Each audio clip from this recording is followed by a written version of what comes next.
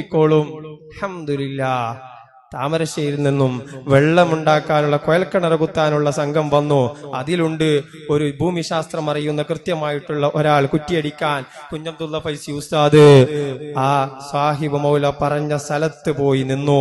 3/4 ഏക്കറോളം ചുറ്റിക്കറങ്ങി വന്നിട്ട് ഭൂമിശാസ്ത്രം കണ്ടെത്തിയ ആ മനുഷ്യനെ വന്നുകൊണ്ട്, ഉസ്താദെ, ഇവിടെയാണ് നിങ്ങൾ ഇവിടെ നിൽക്കുന്ന ഈ പ്രദേശത്താണ് വെള്ളമുള്ളത്.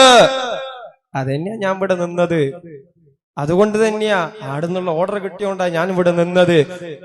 കിണറിന് കുത്തി 80ഓളം അടിയാകുമ്പോഴത്തേക്കും അൽഹംദുലില്ലാഹ് വെള്ളം കിട്ടി.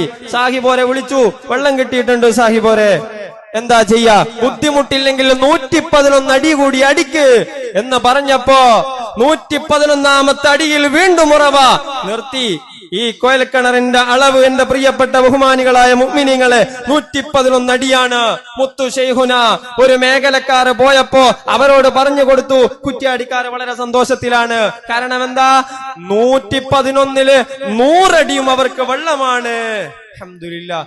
ആ കാണുന്ന സുന്ദരമായ വെള്ളം ഇവിടെയുള്ള മുഴുവൻ പരിപാടികൾക്കും നമ്മൾ എടുക്കുന്നു. മാത്രമല്ല